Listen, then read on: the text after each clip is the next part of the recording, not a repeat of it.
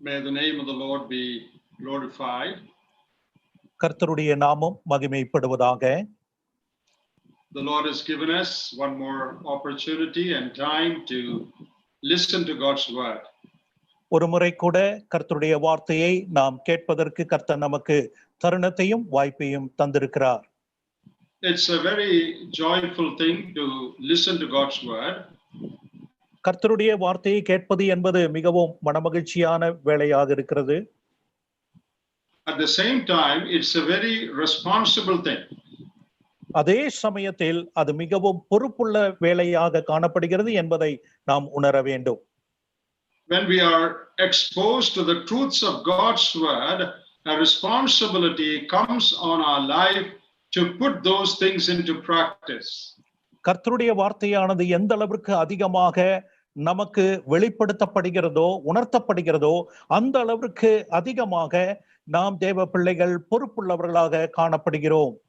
So may the Lord give us the grace not only to enjoy the message but also to put into practice the things that we hear. ஆகையால் கர்த்தர் தாமே இந்த வேத வசனங்களை கேட்டு மகிழ்வது மட்டுமல்ல, இந்த வேத வார்த்தைகளை நம்முடைய வாழ்க்கையில் அபியாசப்படுத்துவதற்கு தேவ கிருபை நமக்கு தந்தருளுவாராக. We are living in a time when we do not have many godly men around us.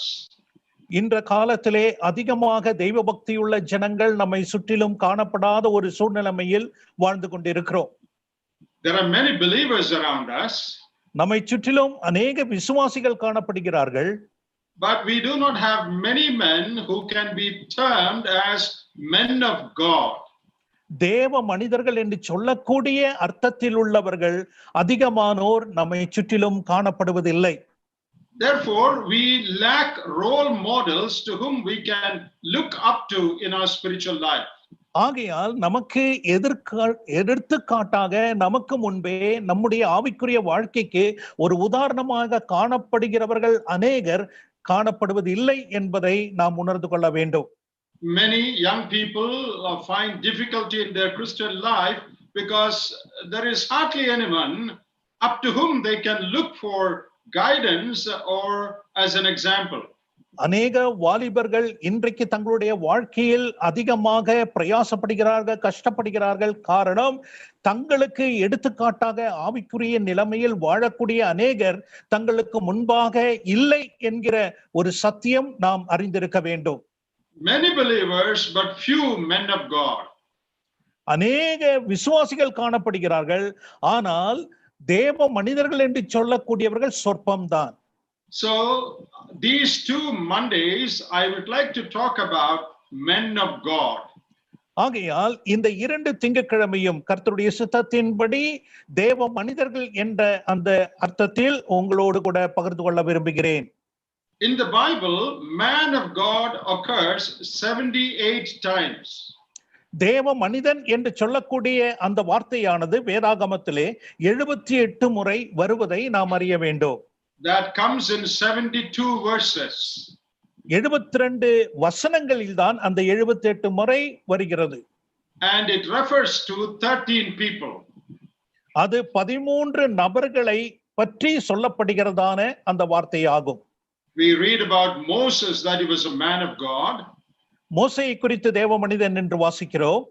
David is called a man of God. தாவீதை தேவ மனிதன் என்று வாசிக்கிறோம்.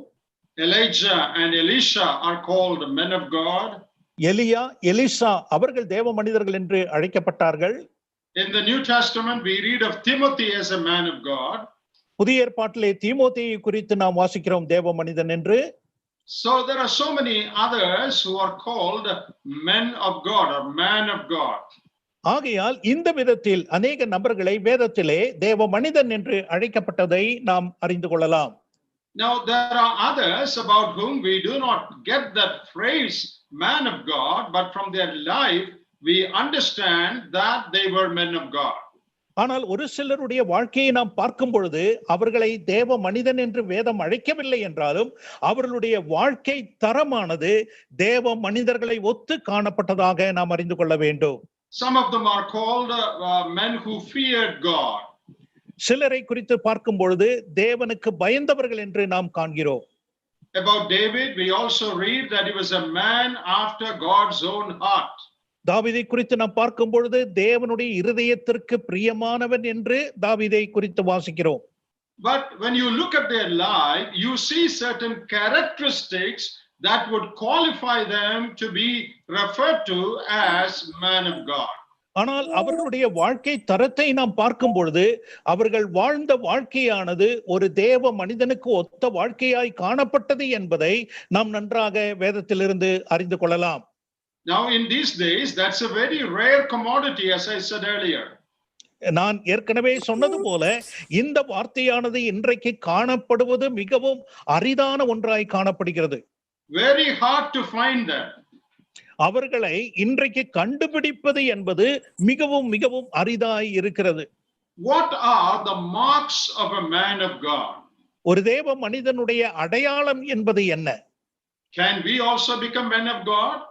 நாமும் தேவ மனிதன் என்று அழைக்கப்படக்கூடிய நிலைமையில் மாற முடியுமா? Or is it something that is reserved only for a special group of people? இல்ல அது ஒரு தரப்பட்ட மக்களுக்காக ஒரு குறிப்பிட்டவர்களுக்காக மாற்றப்பட்ட ஒரு வேத வார்த்தையா? Can we also manifest those characteristics that are special to the men of God? ஒரு தேவ மனிதனுக்கு ஒத்த குண இயல்புகளை நம்மாலும் வெளிப்படுத்த முடியுமா? That is what we are going to study. அதை தான் இன்று நாளிலே நாம் கற்றுக்கொள்ள போகிறோம்.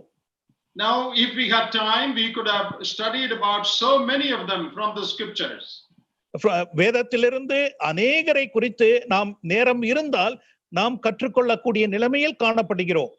But we will just look at one or two of them only because of the paucity of time.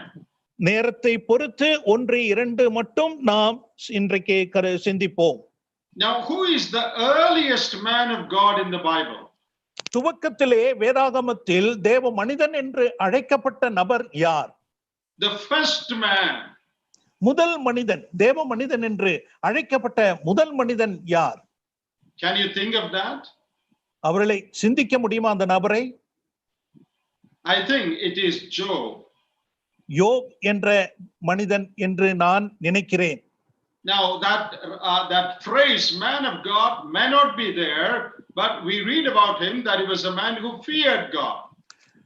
தேவ மனிதன் என்ற அந்த வார்த்தை யோபுக்கு கொடுக்கப்படவில்லை என்றாலும் தேவனுக்கு பயந்தவன் என்ற அந்த வார்த்தை யோபுக்கு கொடுக்கப்பட்டதை நாம் அறியலாம். Now why did I say that he is the earliest man?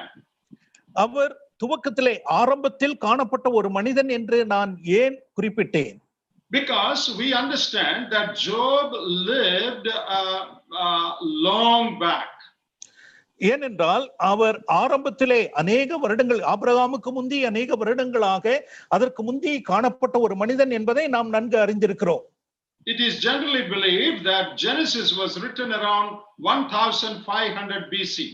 1500 கிமு 1500 வருடங்கள் அந்த காலகட்டத்தில் தான் ஆதியாகமம் எழுதப்பட்டது என்பதை நாம் நம்புகிறோம்.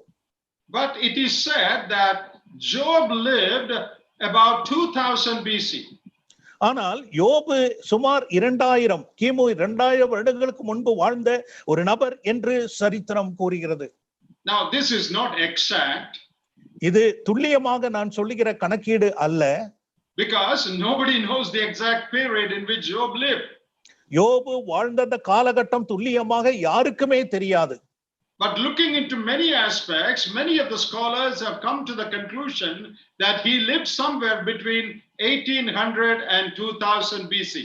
ஆனால் அந்த சரித்திரத்தை படிக்கிற வேளையில் அநேக வேத வல்லுநர்கள் அவர் இந்த விதத்தில் 1800 முதல் 2000 அந்த காலகட்டத்தில் தான் அவர் வாழ்ந்திருப்பார் என்று அவர்கள் கணக்கீடு செய்கிறார்கள். Even if someone gives a different date, we have no problem.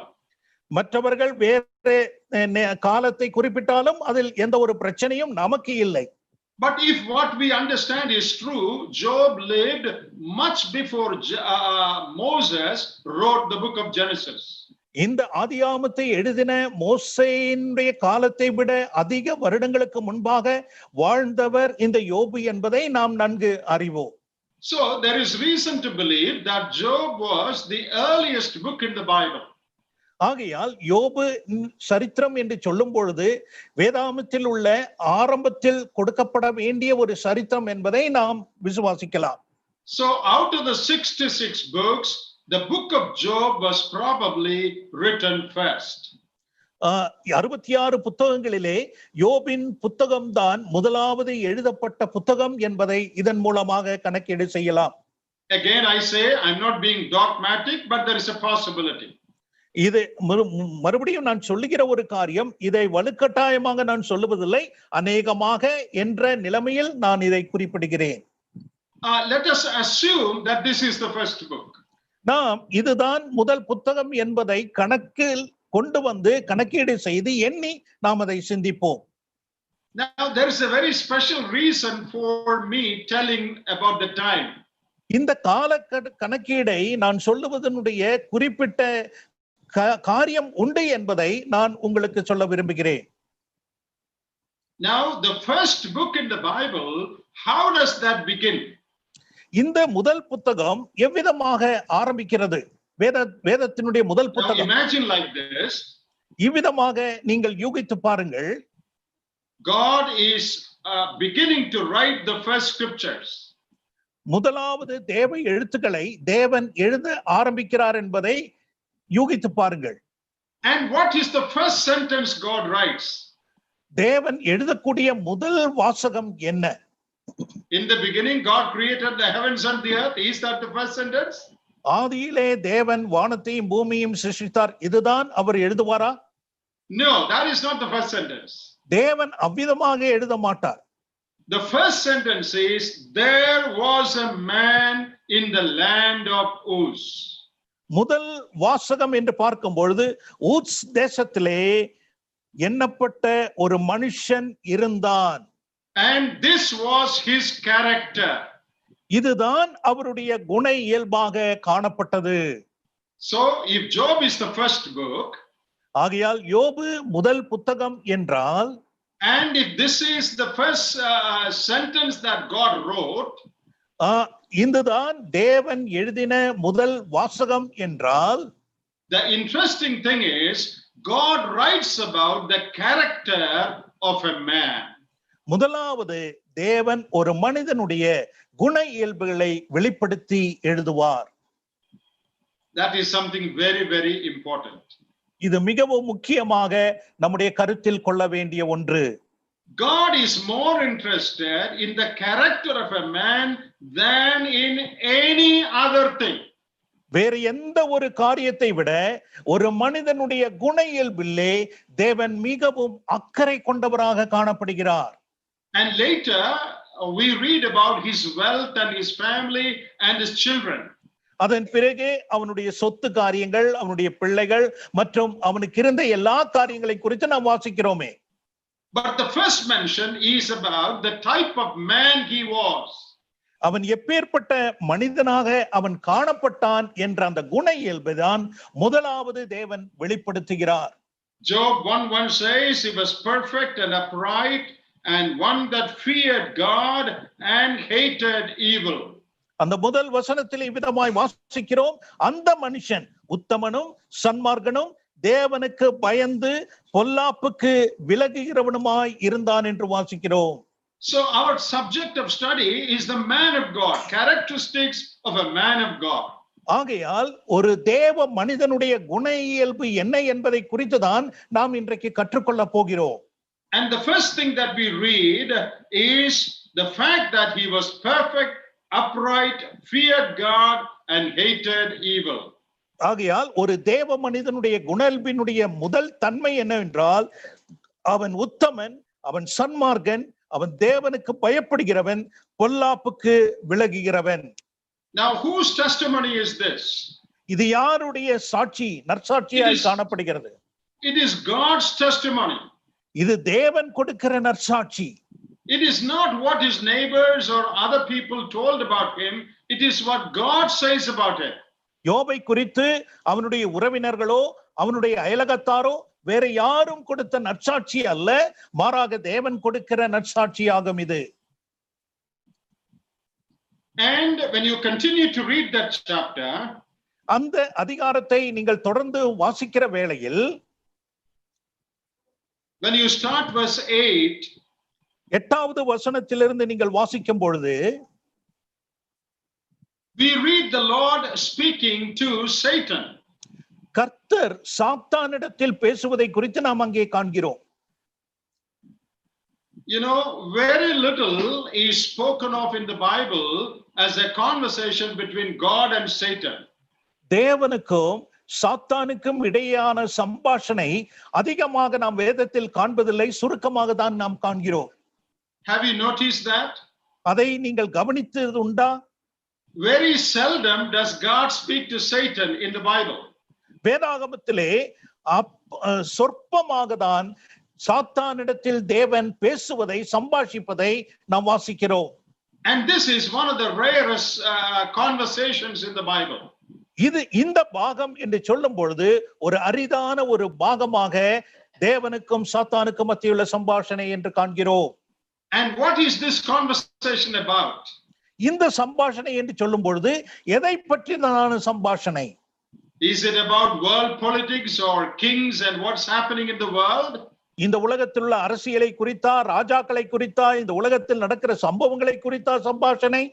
No, this conversation is about the character of a godly man. அப்பேற்பட்டதான சம்பாஷணைகள் அல்ல, ஆனால் ஒரு தேவ மனிதனுடைய குண இயல்பு எப்பேற்பட்டது என்பதை குறித்ததான ஒரு சம்பாஷணை தான் இங்கு நடக்கின்றன. And in verse 8 God says there is none like him in the earth.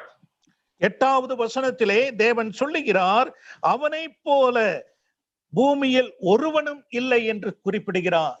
That is God's testimony to Satan. சாத்தானிடத்திலே கர்த்தருடைய நற்சாட்சியாய் இது காணப்படுகிறது. Now we know that God will never say something that is untrue. எந்த விதத்திலும் உண்மை இல்லாத ஒன்றையும் தேவன் கூறவே மாட்டார் என்பதை நாம் நன்றாக அறிந்திருக்கிறோம். And God actually brags about him, praises. God speaks in a praising tone about the character of Job. யோபினுடைய குண இயல்பை குறித்து, அந்த குண சித்திரத்தை குறித்து புகழ்ந்து அவர் பேசுகிறார் என்பதை நாம் இங்கே அறிந்து கொள்ள வேண்டும். What a wonderful thing that is. அது எப்பேற்பட்டதான ஒரு அற்புதமான காரியம் என்பதை நாம் அறிய வேண்டும்.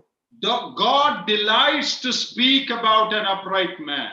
ஒரு உத்தமமான ஒரு மனிதனை குறித்து பேசுவதற்கு தேவன் விருப்பமுள்ளவராய் இருக்கிறார். And when God said that, did Satan deny that?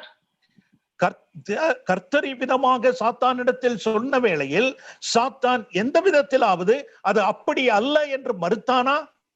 Did Satan say no, I know Job, he is not godly?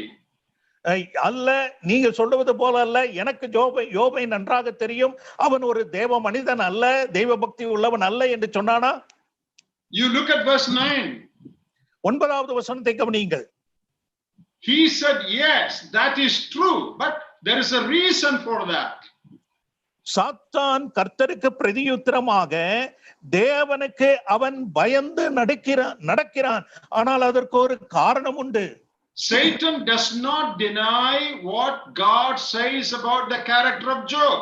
யோபினுடைய குண இயல்பை குறித்து தேவன் சாத்தானிடத்தில் கூறின வேளையில் எந்த விதத்திலும் சாத்தான் அதை மறுக்கவில்லை. What does God think about us? நம்மை குறித்து தேவன் என்ன நினைக்கிறார்? And what does Satan think about us?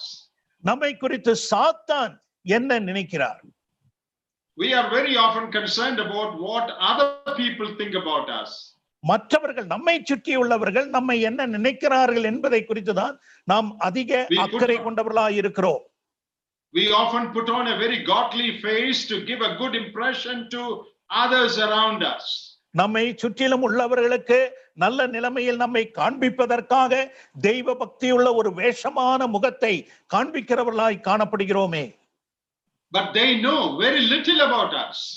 ஆனால் நம்மை குறித்து உண்மையான தன்மையை சொற்பம்தான் அவர்கள் அறிந்திருக்கிறார்கள். God is the only one who knows us perfectly well. நம்மை குறித்து சரியான நிலைமையில் அறிந்திருக்கிற ஒரே ஒருவர் கர்த்தர் மட்டுமே. And that God gives the testimony that Job is a godly man. எல்லாவற்றையும் அறிந்த அந்த கர்த்தர் தான் யோபை குறித்ததான நற்சாட்சி குறிப்பிடுகிறார், அவன் ஒரு உத்தமன் என்று.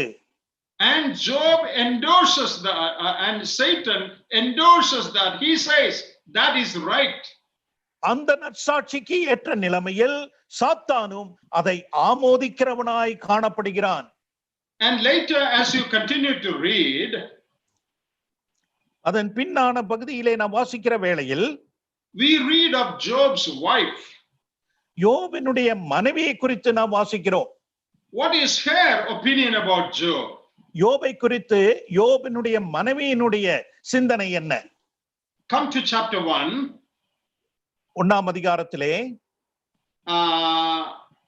when Satan talks to God about Job, யோபை குறித்து சாத்தான் கர்த்தரிடத்தில் பேசுகிற வேளையில் God gave his opinion about Job. He endorses it. Satan says that is right. யோபை குறித்ததான நற்சாட்சியை தேவன் சாத்தானிடத்தில் குறிப்பிடுகிறார், சாத்தானும் அதை ஆமோதித்து சரிதான் என்று சொல்லுகிறான். And in chapter 2 and verse 9, 2ஆம் அதிகாரம் 9ஆம் வசனத்திற்கு நாம் வரும்பொழுது Job's wife says, are you still retaining your integrity? Curse God and die. 9ஆவது வசனத்தில் அவள் குறிப்பிட்ட ஒரு காரியம், நீர் இன்னும் உம்முடைய உத்தமத்தில் உறுதியாய் நிலை நிற்கிறீரோ, தேவனை தூஷித்து. What is Job's wife's opinion about Job? யோபை குறித்து யோபினுடைய மனைவியினுடைய கருத்து என்ன? Does she say, no, he's a hypocrite, he is not a godly man? Is that what she says? அவள் சொல்லுகிற ஒரு காரியம், அல்ல அவன் ஒரு தேவ மனிதன் அல்ல, அவன் ஒரு மாய்மாலக்காரன் என்று யோபினுடைய மனைவி குறிப்பிடுகிறாளா? I know him very well, we are living together. எனக்கு யோபை நன்றாக தெரியும், நாங்கள் எத்தனை வருடமாக ஒருமித்து வாழ்ந்து கொண்டிருக்கிறோம். She did not say that. அவ்விதமான ஒரு வார்த்தைகளை அவள் குறிப்பிடவில்லை. She said he is continuing to hold on to his godliness in spite of all the troubles. இப்பேற்பட்டதான பிரச்சனைகளின் மத்தியிலும் அவளுடைய யோபினுடைய உண்மையான உத்தமத்தை பிடித்துக் கொண்டு இருப்பதை தான் அவள் குறிப்பிடுகிறாள். That's a third testimony. மூன்றாவது நற்சாட்சியாகும் யோபை குறித்து. God who knows everything says he is a godly man. எல்லாவற்றையும் அறிந்த கர்த்தர் சொல்லுகிறார், அவன் ஒரு தேவ மனிதன். And Satan who knows about Job's life says he is a godly man. யோபினுடைய வாழ்க்கை தரத்தை நன்றாக அறிந்திருந்த சாத்தான் சொல்லுகிறான், ஆம் அவன் ஒரு தேவ மனிதன்.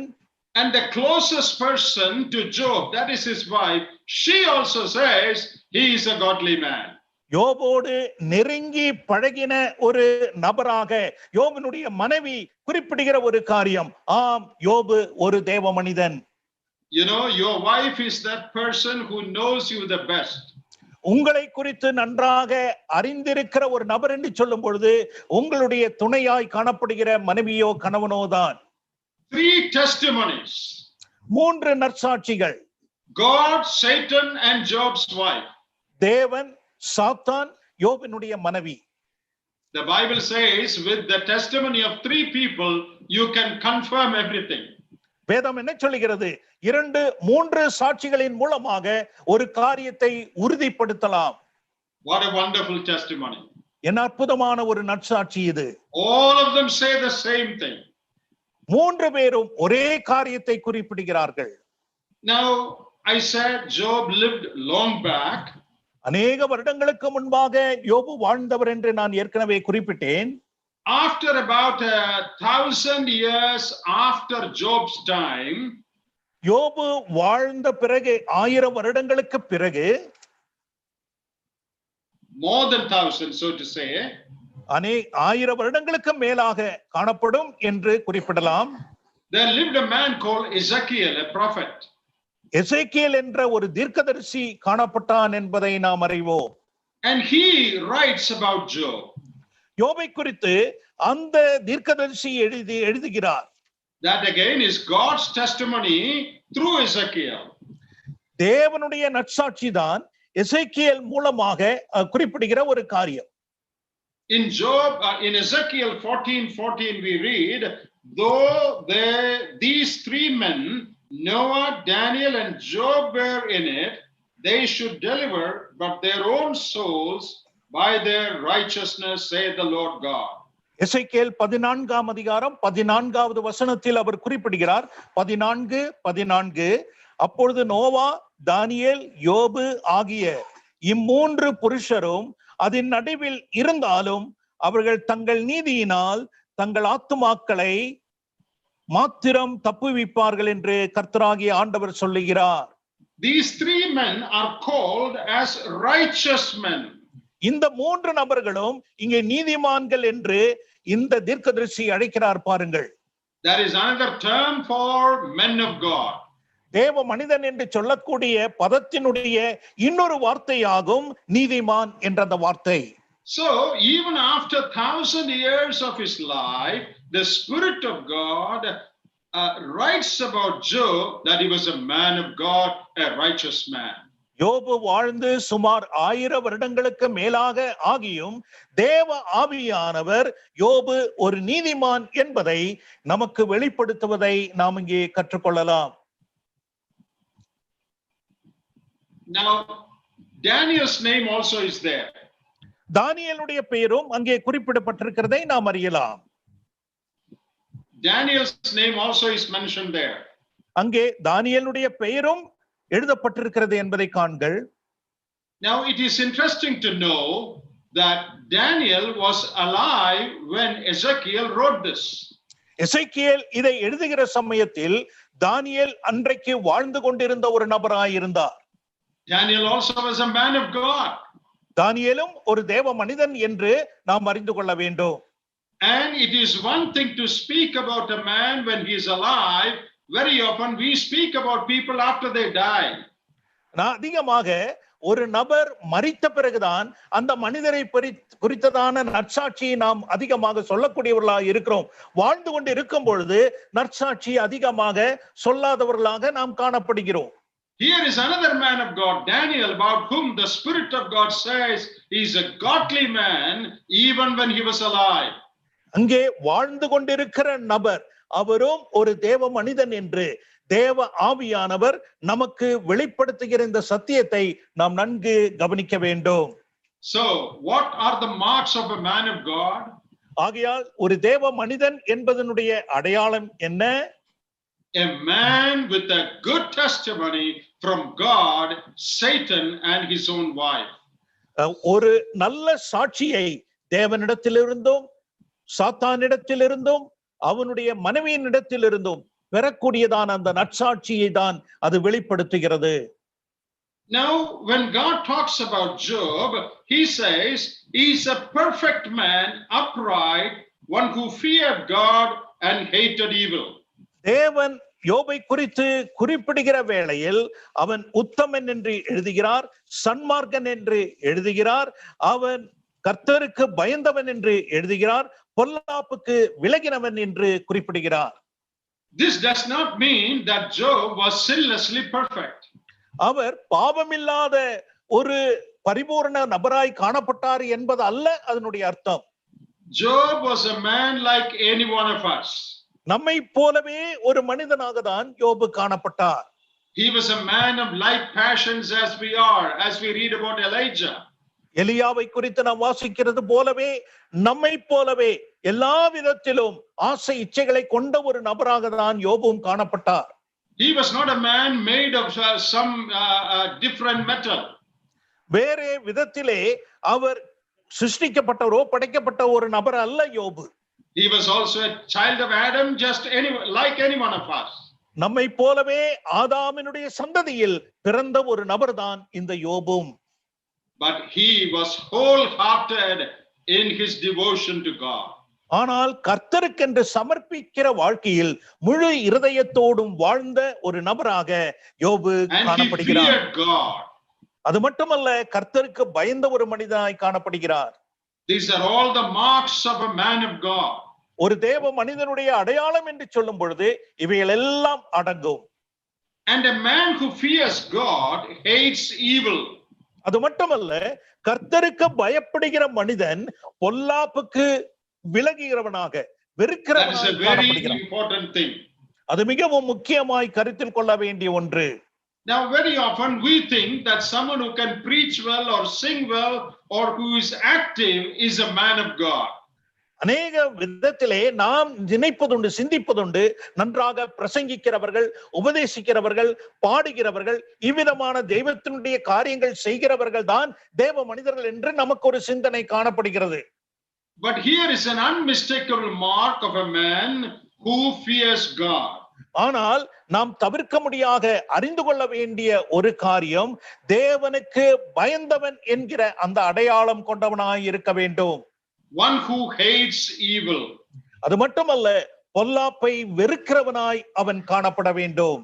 Look at Proverbs 8 and verse 16. நீதிமொழிகள் அதனுடைய 8ஆம் அதிகாரம் 16ஆம் வசனத்தை தயவு செய்து கவனிங்கள். நீதிமொழிகள் Verse 13. Proverbs 8:13. 8ஆம் அதிகாரம் 13வது வசனம். The fear நீதிமொழிகள் of the Lord is 8:13. to hate evil. தீமையை வெறுப்பதே கர்த்தருக்கு பயப்படும் பயம். Proverbs 16 and verse 6. நீதிமொழிகள் 16ஆம் அதிகாரம் அதனுடைய 6வது வசனத்தை கவனிங்கள். 16:6. By the fear of the Lord men depart from evil. கர்த்தருக்கு பயப்படுகிறதினால் மனுஷர் தீமையை விட்டு விலகுவார்கள். So the unmistakable mark of a man who fears God is that he hates all forms of evil. ஆகையால் எந்த விதத்திலும் பிழையில்லாத ஒரு சத்தியம் என்று சொல்லும் பொழுது, ஒரு தேவ மனிதனுடைய அடையாளம் என்று சொல்லும் பொழுது, கர்த்தருக்கு பயப்படுகிறவன் அதே சமயத்தில் தீமையை வெறுக்கிறவனாய் காணப்படுகிறான். Don't think that because somebody is active or preaching well, singing well, doing a lot of activity, he is a man who fears God. தெய்வ பக்தியோடு கூட அநேக காரியங்கள் செய்கிறவர்கள், பிரசங்கிக்கிறவர்கள், பாடுகிறவர்கள், ஜெபிக்கிறவர்கள், இவர்கள் எல்லாம் தேவ மனிதர்கள், கர்த்தருக்கு பயப்படுகிறவர் என்று நாம் தவறான சிந்தனை கூடாது. Does he fear a God in the right way? That is, does he hate all that is evil? உண்மையான விதத்திலே கர்த்தருக்கு பயப்படுகிறவனாய் ஒரு நபர் காணப்படுகிறாரா? அதனுடைய அர்த்தம் தீமையை வெறுக்கிறவனாய் அந்த நபர் காணப்பட வேண்டும். We should keep away from everything in our life that we know to be displeasing to God. கர்த்தருக்கு பிரியமில்லாத எந்த ஒரு காரியமாய் இருந்தாலும் அது என்னை அணுகக்கூடாது, அண்டக்கூடாது என்ற சிந்தனையில் நாம் வெறுத்து வாழ வேண்டியவர்களாக இருக்கிறோம். Is there anything in our life that we know to be sin, but we are still encouraging, entertaining, or enjoying it? ஒரு பாவம் என்று அறிந்த ஒரு காரியத்தை நாம் அதை அனுபவிக்க வேண்டும் என்ற நிலைமையில், அதை எல்லா விதத்திலும் ஒத்துப்போகக்கூடிய நிலைமையில் நாம் வாழ்கிறோம் என்றால் அது தீமையான காரியம். Think about your own life. நம்முடைய சொந்த வாழ்க்கையை நாம் சிந்தித்து பார்ப்போம். Is there something like that in our life? நம்முடைய வாழ்க்கையில் அப்பேற்பட்ட ஏதாவது ஒரு காரியம் காணப்படுகிறதா? We know it is not right. அது சரியல்ல என்பதை நாம் நன்கு அறிவோம். It may be a thought or an attitude. அது ஒருவேளை நம்முடைய சிந்தனையாய் இருக்கலாம், இல்ல நம்முடைய செயல்பாடாக காணப்படலாம். Or it may be some words we use or a relationship we maintain. அல்லது நாம் சொல்லுகிற வார்த்தைகளாய் இருக்கலாம், அல்லது நாம் பழகுகிற விதத்திலோ தவறாக காணப்படலாம். We know it is wrong. அது தவறு என்று நமக்கு நன்கு அறிவோம். Still, we are tolerating that in our life. ஆனால் இருந்த பொழுதிலும் அதை நம்முடைய வாழ்க்கையில் தொடர்ந்து செயல்படுத்திக் கொண்டே இருக்கிறோமே. That means you do not fear God wholeheartedly. அதனுடைய அர்த்தம் முழு இருதயத்தோடும் கர்த்தருக்கு நான் பயப்படுவது இல்லை என்பதுதான் அர்த்தம். Now, how did Job fear God? எந்த விதத்தில் யோபு கர்த்தருக்கு பயந்தான் என்று காண்கிறோம். How did he depart from evil? அவன் எவ்விதமாக தீமையை வெறுத்தவனாய் வாழ்ந்தான். Come to chapter 27 of the book of Job. யோபு 27ஆம் அதிகாரத்திற்கு வாருங்கள். He 27ஆம் tells அதிகாரம். us some details. சில காரியங்களை விவரமாக அவர் குறிப்பிடுகிறார். Now, when you read from verse 3 to 6 of chapter 27, 27ஆம் அதிகாரம் 3 முதல் 6 வரை உள்ள வசனங்களை வாசிக்கிற வேளையில் he says something about himself. தன்னை குறித்ததான சில காரியங்களை அவன் குறிப்பிடுகிறான். And look at what he says in the last part of that portion. அந்த பாகத்தினுடைய கடைசி பாகத்தில் அவர் என்ன குறிப்பிட்டார் என்பதை கவனியுங்கள். I will keep my integrity till the day I die. நான் உயிரோடு இருக்கும் அளவும் என் இருதயம் என்னை நிந்திக்காது என்று I our will keep my integrity till I die. என் நீதியை கெட்டியாய் பிடித்திருக்கிறேன் நான் மரிக்கும் அளவும். I am holding on. அதை கெட்டியாக பிடித்திருக்கிறேன். My righteousness. என்னுடைய நீதியை கெட்டியாய் பிடித்திருக்கிறேன். I will not let it go. அது எந்த விதத்திலும் போக விட மாட்டேன். I will keep my integrity till I die. நான் மரிக்கும் அளவும் உயிரோடு இருக்கும் அளவும் இந்த நீதியை கெட்டியாக பிடித்திருக்கிறேன். And look at verse 4. நான்காம் வசனத்தை கவனியுங்கள். My lips shall not speak wickedness, nor my tongue utter deceit. என் நியாயத்தை தள்ளி விடுகிற தேவனும் என் ஆத்துமாவை கசப்பாக்குகிற சர்வ வல்லவருடைய ஜீவனை I கொண்டு will not சொல்லுகிறேன். speak wickedness. நான் எந்த விதத்திலும் பொல்லாப்பை பேசுவது இல்லை. That's a மூன்றாவது man who வசனம். hated evil. இதுதான் தீமையை வெறுக்கிற ஒரு மனிதன். தமிழிலே மூன்றாவது வசனம். Come to chapter 31 31வது அதிகாரத்திற்கு வாருங்கள்.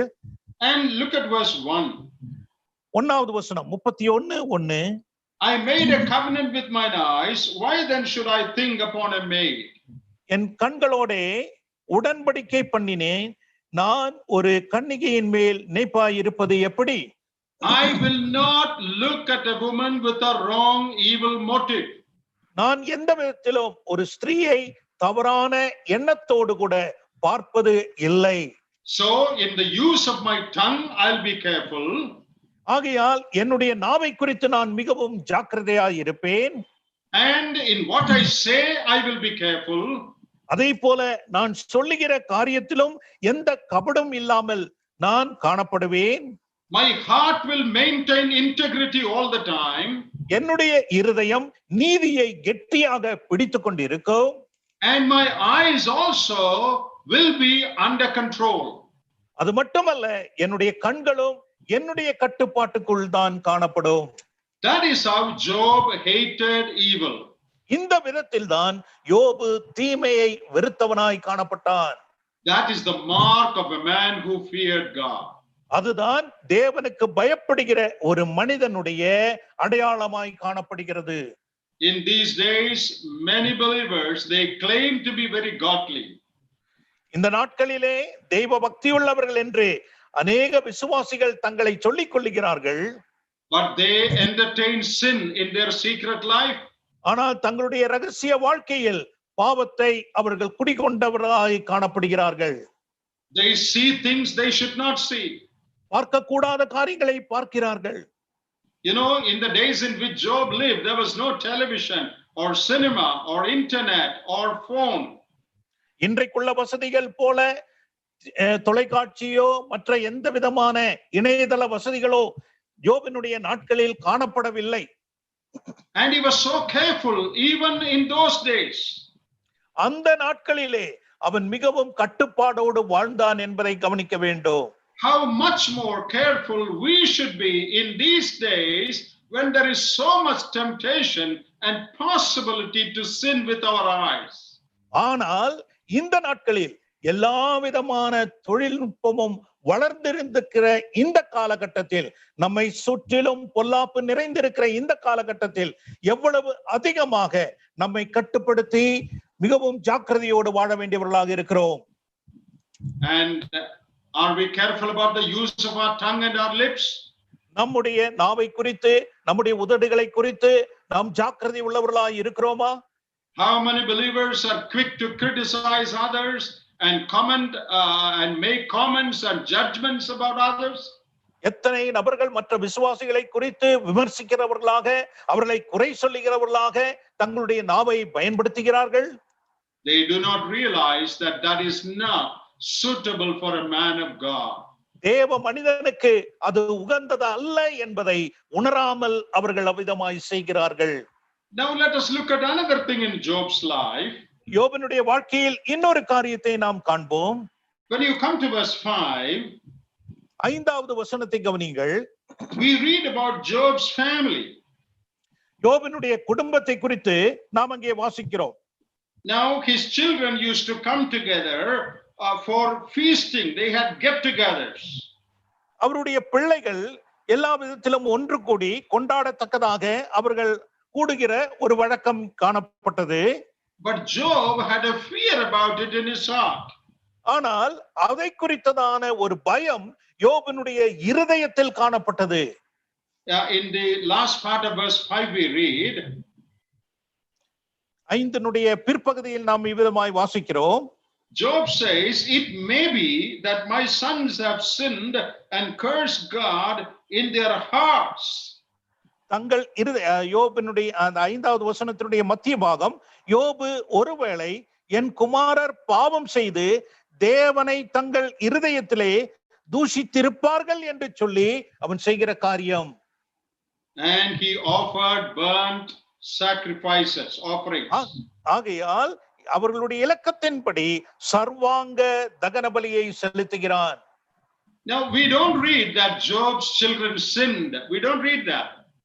அங்கே யோபினுடைய பிள்ளைகள் குமாரர்கள் பாவம் செய்தார்கள் என்று நாம் வாசிப்பது கிடையாது. They may have sinned. That is what Job says. யோபு சொல்லுகிற ஒரு காரியம், ஒருவேளை அவர்கள் பாவம் செய்திருப்பார்கள் என்று தான் சொல்லுகிறார். There is a possibility when they eat and drink and make merry, there is a possibility that in their heart they may have displeased God. அவர்கள் இவ்விதமாக ஒன்று கூடி கொண்டாடுகிற வேளையில் தேவனை ஒருவேளை தூஷிக்கும் நிலைமையிலே அவர்களுடைய உள்ளம் காணப்படலாம் என்ற ஒரு யூகம்தான் யோபுக்கு காணப்படுகிறது. They may have sinned in their heart. தங்களுடைய இருதயத்தில் அவர்கள் ஒருவேளை தேவனுக்கு விரோதமாக பாவம் செய்திருக்கலாம். And Job prays for them. அதற்காக யோபு ஜெபிக்கிறதை நாம் காண்கிறோம். He gets up early morning and he did this continually. அவன் அதிகாலையில் எழுந்து தொடர்ந்து இவ்விதமாக தேவனுக்கு சர்வாங்க தகன பலி பிள்ளைகளுக்காக செய்கிறதை நாம் பார்க்கிறோம். Here is another mark of a man of God. ஒரு தேவ மனிதனுடைய மற்றொரு அடையாளம் இங்கே நாம் காண்கிறோம். He is concerned about the spiritual well-being of his family members. தன்னுடைய குடும்பத்தில் உள்ள ஒவ்வொரு அங்கத்தினருடைய ஆவிக்குரிய வளர்ச்சியை குறித்து மிகவும் அக்கறை கொண்ட ஒரு மனிதனாக யோபு காணப்படுகிறான். Now in these days of material prosperity, many parents are concerned primarily about the material well-being of their children. இன்றைக்கு உலக பிரகாரமான எல்லா வளர்ச்சி அடைந்த பெற்றோர்கள் தங்களுடைய பிள்ளைகளும் இப்பேற்பட்டதான உலக வளர்ச்சியை தான் அதிகமாக விரும்புகிறவர்களாக இந்த நாட்களில் காணப்படுகிறது உண்டு. They are very much concerned about their children's education. தங்களுடைய பிள்ளைகளுடைய படிப்பினுடைய வளர்ச்சியை குறித்து அவர்கள் அக்கறை கொள்கிறார்கள். That they should enter into very good jobs. நல்ல ஒரு வேளையில் அவர்கள் சேர வேண்டும் என்ற அக்கறை அவர்கள் காண்பிக்கிறார்கள். That they should make money. அவர்கள் அதிகமாக பணம் சேர்க்க வேண்டும் என்கிற அக்கறை. So many believing parents are very much concerned about these things. இன்றைக்கு அநேக விசுவாசிய குடும்பங்கள் இப்பேற்பட்டதான காரியங்களில் தான் அக்கறை அதிகமாக செலுத்துகிறார்கள். But we do not see many people showing the same concern for their children's spiritual well-being. ஆனால் அநேக விசுவாசிகள் இதே விதத்தில் உள்ள அக்கறை தங்களுடைய பிள்ளைகளுடைய ஆவிக்குரிய வளர்ச்சிக்கு காண்பிப்பது அரிதாய் காணப்படுகிறது. If they are materially well off, they are happy, they are not worried much about their spiritual life. உலக பிரகாரமாக அவர்கள் நன்கு வளர்ச்சி இருந்தால் அது போதும், அதுவே மனமகிழ்ச்சியாய் இருக்கிறது. மற்ற ஆவிக்குரிய காரியத்தை குறித்து அவர்களுக்கு அக்கறை இல்லை. What a wonderful man he was. யோபு எப்பேற்பட்ட ஒரு அற்புத மனிதனாய் காணப்பட்டார். A man who is concerned about the spiritual well-being of his family members. தன்னுடைய குடும்பத்தில் உள்ள ஒவ்வொரு நபர்களுடைய ஆவிக்குரிய வளர்ச்சியை குறித்து அக்கறை கொண்ட ஒரு நபராய் அவன் காணப்பட்டார். Now when you continue to read the story of Job, யோபினுடைய சரித்திரத்தை நாம் தொடர்ந்து படிக்கிற வேளையில் we see Satan trying different methods to take Job away from God. தேவனிடத்திலிருந்து யோபை பிரிப்பதற்காக அநேக தந்திரங்களை சாத்தான் பயன்படுத்துவதை குறித்து நாம் அங்கே வாசிக்கிறோம். And we are familiar with that story, so I'm not going into the details of it. இந்த சம்பவம் நாம் நன்கு அறிந்திருக்கிறபடியால் அதை விவரமாக நாம் படிப்பது கிடையாது. Satan wants to take us away from our intimacy with God. தேவனோடு நாம் எவ்விதமாக அதிகமாய் நெருங்கி இருக்கிறோமோ அதிலிருந்து நம்மை பிரிப்பதற்கு தான் சாத்தான் அநேக வழிமுறைகளை அவன் உபாய தந்திரங்களை பயன்படுத்துவான். That is Satan's greatest desire. அதுதான் சாத்தானுடைய மிக பெரிதான விருப்பமாய் காணப்படுகிறது. And he tries to prevent us from getting closer to God. தேவனிடத்தில் அதிகமாக நெருங்க விடாமல் அவன் எவ்வளவு முயற்சி செய்கிறவனாய் காணப்படுகிறான் என்பதை இதிலிருந்து நாம் அறிந்து கொள்ள வேண்டும். He is not so much bothered about our reading the Bible or going to meetings. நாம் வேதத்தை படிப்பதோ கூட்டங்களுக்கு செல்வதோ குறித்து அவன் அதிகமாக அக்கறை கொண்டவன் அல்ல. He wants you not to love God and obey the word of God. அவன் விரும்புகிற ஒரு காரியம் தேவனை அதிகமாக நேசிக்க கூடாது, தேவனுக்கு பிரியமாக நாம் வாழக்கூடாது என்பதுதான் அவனுடைய விருப்பம். He seeks permission from God to do certain things to Job. யோபனுடைய வாழ்க்கையில் சில காரியங்களை செய்வதற்கு கர்த்தரிடத்தில் அனுமதி அவன் கேட்கிறான். And God gives permission. அதற்கு தேவன் அனுமதியும் கொடுக்கிறார் என்று காண்கிறோம். And Job's children were taken away. யோபினுடைய பிள்ளைகளை யோபினிடத்திலிருந்து அவன் பிரித்தான். And Job lost all that he had. தன்னிடத்தில் காணப்பட்ட எல்லா செல்வத்தையும் யோபு இழந்தான். And what was Job's response to that situation? அந்த சூழ்நிலைமையை எவ்விதமாக யோபு தருணம் கொண்டான், சந்தித்தான் என்பதை காண வேண்டும். In chapter 1 and verse 21 we read, 21ஆம் வசனம் 1ஆம் அதிகாரம் 21வது வசனத்திலே, the Lord gave and the Lord has taken away, blessed be the name of the Lord. பிற்பகுதி கர்த்தர் கொடுத்தார், கர்த்தர் எடுத்தார், கர்த்தருடைய நாமத்துக்கு ஸ்தோத்திரம் என்றான். Now it is true that the Lord gave. கர்த்தர் கொடுத்தார் என்பது வாஸ்தவம், உண்மைதான். But who took away? ஆனால் யார் எடுத்தது? Is it the Lord who took away or Satan who took away? கர்த்தர் தான் எடுத்தாரா அல்லது சாத்தான் எடுத்தானா? Actually, practically speaking, it was Satan who took away. அந்த நடைமுறையை பார்க்கிற வேளையில் உண்மையாக சாத்தான் தான் யோபினிடத்திலிருந்து இவையெல்லாம் எடுத்து போட்டான். He is the one who orchestrated all this calamity and caused his children's death.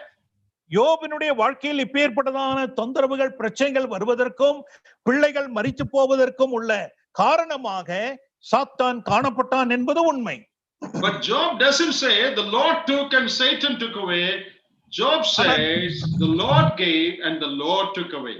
ஆனால் யோபு கர்த்தர் கொடுத்தார், சாத்தான் எடுத்தான் என்று சொல்லாமல் கர்த்தர் கொடுத்தார், கர்த்தர் எடுத்தார் என்ற வாசகத்தை சொல்லுவதை கவனியுங்கள். That shows Job's right perspective on life. தன்னுடைய வாழ்க்கையில் உள்ள ஒரு உண்மையான நேர்முக தன்மையான ஒரு வாழ்க்கையை வாழ்ந்ததை குறித்துதான் அது வெளிப்படுத்துகிறது. He sees the hand of God behind everything that happened in his life. தன்னுடைய வாழ்க்கையில் சம்பவிக்கிற எல்லா காரியங்களிலும் தெய்வ கரம் காணப்படுவதை அவன் உணர்ந்தான். And verse 22, chapter 1 verse 22 says, in all this Job did not sin. 22ஆம் வசனத்திலே இவை எல்லாவற்றிலும் யோபு பாவம் செய்யவும் இல்லை என்று வாசிக்கிறோம். That was a terrible test, but Job stood his ground and he did not sin. ஒரு மிக பெரிதான சோதனை தான் இது என்பதை நாம் அறிந்திருக்கிறோம். ஆனால் இப்பேற்பட்ட சூழ்நிலைமையிலும் எந்த விதத்திலும் யோபு பாவம் செய்யவில்லை. Now another trouble came through his wife. தன்னுடைய மனைவியின் மூலமாக இன்னொரு பிரச்சனை யோபுக்கு ஏற்படுகிறது. That was a very, very difficult trial. அது ஒரு மிக கடினமான ஒரு சோதனையாய் காணப்படுகிறது. She says in chapter 2 verse 9, you curse God and die. 9வது வசனம் 2ஆம் அதிகாரம் 9வது வசனத்திலே அவள் குறிப்பிடுகிற காரியம் தேவனை தூஷித்து ஜீவனை விடும் என்றாள். Actually, she is repeating what Satan said. சாத்தான் சொன்னதை தான் அவள் திரும்ப சொல்லுகிறாள் என்பதை இதன் மூலம் அறிந்து கொள்ளலாம். In verse 11 of chapter 1 it says, Satan says, he will curse thee to thy face. 1ஆம் அதிகாரம் 11வது வசனத்தில் சாத்தான் குறிப்பிடுகிறான், உமது முகத்துக்கு எதிரே உம்மை தூஷிக்கானோ பாரும் என்று சாத்தான் குறிப்பிடுகிறான். In chapter 2 verse 5 he says again, he will curse thee to thy face.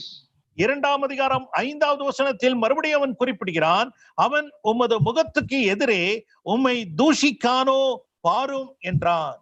He will curse God. He will curse God. That is what Satan says. சாத்தான் மறுபடியும் சொன்ன ஒரு காரியம், தேவனை தூஷிப்பான், தேவனை தூஷிப்பான் என்றே. That is exactly what his wife also says. அவனுடைய மனைவியும் இதேதான் திரும்ப சொல்லுவதை நாம் கவனிக்க வேண்டும். She is echoing the words of Satan. சாத்தான் சொன்ன அந்த வார்த்தைகளை இவள் மறுபடியுமாக பிரதிபலிக்கிறாள். So we can say that she is speaking on behalf of Satan. ஆகையால் இங்கே நாம் அறிந்து கொள்ள வேண்டிய ஒரு காரியம், சாத்தானுடைய பதிலாளாக இவள் யோபினிடத்தில் சொல்லுகிற ஒரு காரியம் என்பதை அறிந்து கொள்ள வேண்டும். In Matthew 16, when Peter told the Lord that thou shalt not go to the cross, Jesus did not say Peter, he said Satan. மத்தேயு 16ஆம் அதிகாரத்திலே பேதுரு ஆண்டவராகிய இயேசு கிறிஸ்துவினிடத்தில் உமக்கு அபிதமாக மரணம் என்கிற ஒரு காரியம் சம்பவிக்க கூடாது என்று சொல்லுகிற வேளையில் பேதுருவை திரும்பி பார்த்து பேதுருவே என்று ஆண்டவர் சொல்லாமல் சாத்தானே என்ற அந்த வார்த்தையை குறிப்பிடுகிறார். She speaks for Satan. சாத்தானுக்காக இங்கே ஒரு ஸ்திரீ பேசுவதை நாம் காண்கிறோம். It's a terrible thing to become the mouthpiece of Satan. ஒரு சாத்தானுடைய வாயாக மாறுவது ஒரு பயங்கரமான ஒரு காரியம். And she says, you curse God and die. Why do you hold on to your integrity?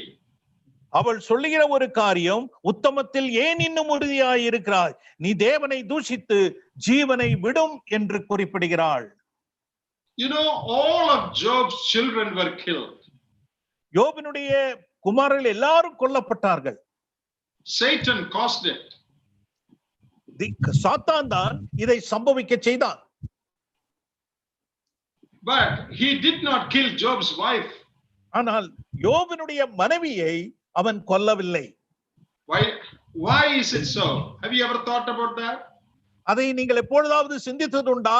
குமாரர்களை கொன்ற சாத்தான் ஏன் மனைவியை கொல்லவில்லை? I think he wanted to spare her so that as a last resort he can use her to compel Job to renounce his godliness.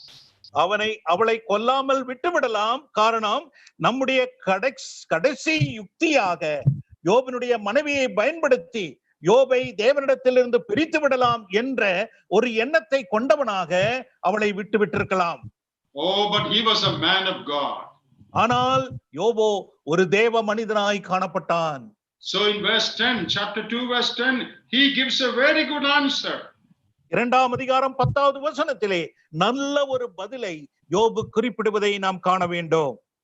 Job's wife was only interested in the blessings that God gives. தேவன் கொடுக்கிற ஆசீர்வாதத்தில் மட்டும்தான் யோபினுடைய மனைவி பிரியமாய் இருந்தாள். But Job was happy with the person of God, not just the blessings of God. Job was happy with God, not just his blessings. ஆனால் யோபோ தேவனிடத்தில் பிரியமாய் இருந்தான், அவருடைய ஆசீர்வாதத்தில் அல்ல என்பதை நாம் அறிந்து கொள்ள வேண்டும். In Job 13 and verse 15, யோபு 13ஆம் அதிகாரம் 15வது வசனத்திலே he says, though he slay me, yet will I trust in him. அவர் என்னை கொன்று போட்டாலும் அவர் மேல் நம்பிக்கையாய் இருப்பேன் என்று யோபு குறிப்பிடுகிறார். This is another mark of a man of God. ஒரு தேவ மனிதனுடைய மற்றொரு அடையாளம் தான் இது. He learns to rejoice in God than in the blessings that God gives. தேவனிடத்தில் மனமகிழ்ச்சியாய் இருப்பதை தவிர தேவன் கொடுக்கிற ஈவுகளில் அல்ல என்பதை அவன் அறிந்து அனுபவித்த ஒரு மனிதனாய் காணப்பட்டான். Even there Job did not sin. இவையெல்லாம் சம்பவித்தும் யோபு பாவம் செய்யவில்லை என்று வாசிக்கிறோம். Now in chapter 1 and verse 10, 1ஆம் அதிகாரம் அதனுடைய 10வது வசனத்தை கவனியுங்கள். 1:10. Satan tells a great truth. ஒரு உண்மையான சத்தியத்தை சாத்தான் இங்கே வெளிப்படுத்துகிறதை கவனியுங்கள். That there is a threefold fence around God's people. தேவனுடைய பிள்ளைகளை சுற்றிலும் 3 விதமான பாதுகாப்பு காணப்படுவதை நாம் அங்கே கற்றுக்கொள்ளலாம். No one else in the Bible has told this. இதை வேதாகமத்தில் வேற யாரும் சொன்னது கிடையாது. Do you read this anywhere else in the Bible? வேதத்தில் எங்காவது இப்பேற்பட்ட பாதுகாப்பு தேவ பிள்ளைகளுக்கு உண்டு என்று வாசிக்கிறோமா? Nowhere. வேறு எங்கும் வாசிப்பது கிடையாது. Satan told a great truth. ஒரு உண்மையான மிகப்பெரிய சத்தியத்தை தான் சாத்தான் இங்கே வெளிப்படுத்துகிறான். There is a 3-ring security around God's children. 3 வளையங்களை கொண்ட பாதுகாப்பு தான் ஒரு தேவ பிள்ளைக்கு காணப்படுகிறது என்பதை நாம் இங்கே அறிந்து கொள்ளலாம். Especially around men of God. தேவ மனிதனுக்கு விசேஷமாக இப்பேற்பட்ட பாதுகாப்பு.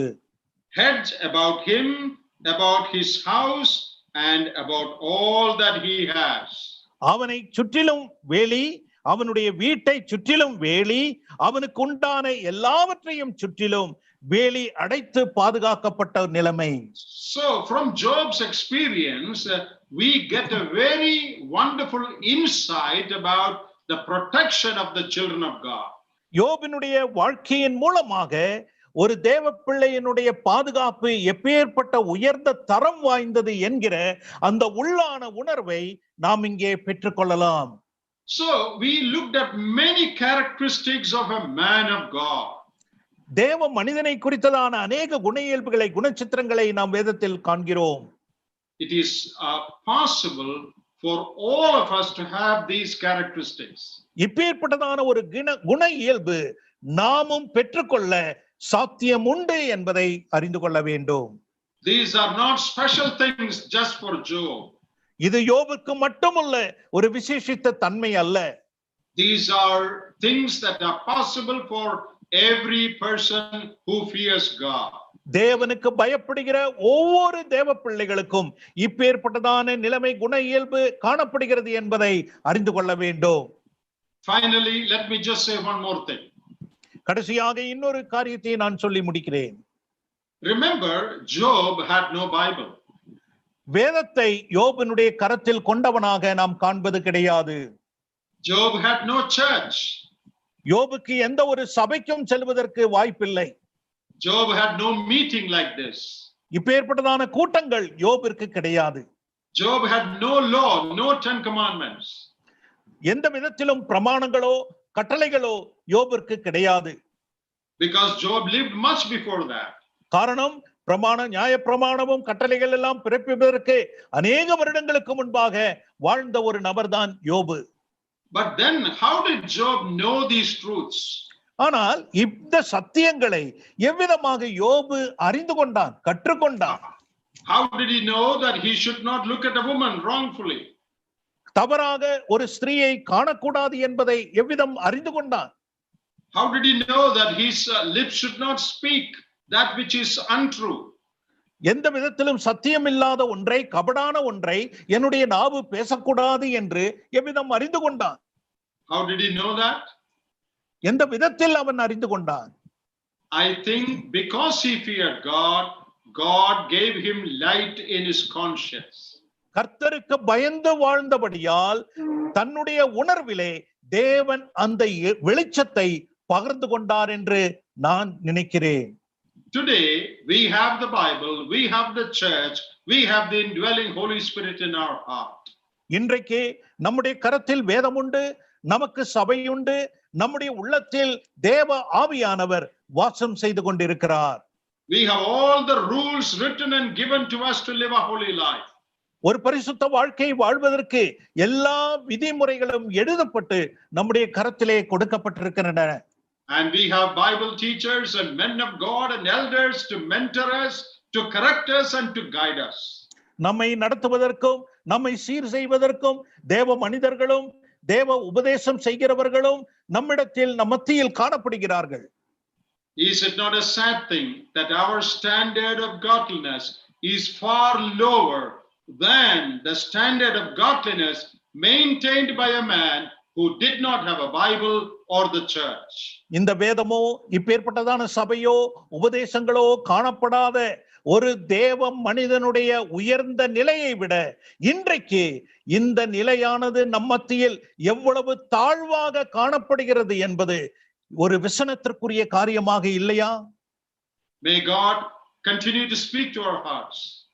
தேவன் தாமே நம்முடைய இருதயத்தோடு பேசுவாராக. May we become men and women of God. தேவனுடைய மகனாக தேவனுடைய மகளாக நாம் காணப்படுவோம்.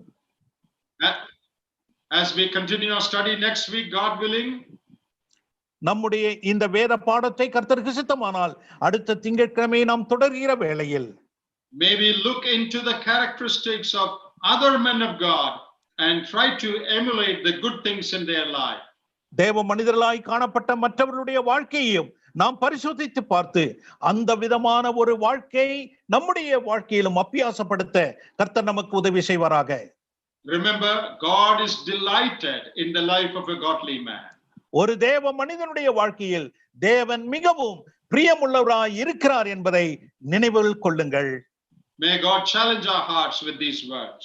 இப்பேற்பட்டதான வார்த்தையின் மூலமாக கர்த்தருடைய ஒரு சவால் நம்முடைய வாழ்க்கையிலும் காணப்படட்டும். Thank you, dear brother, for the word of God.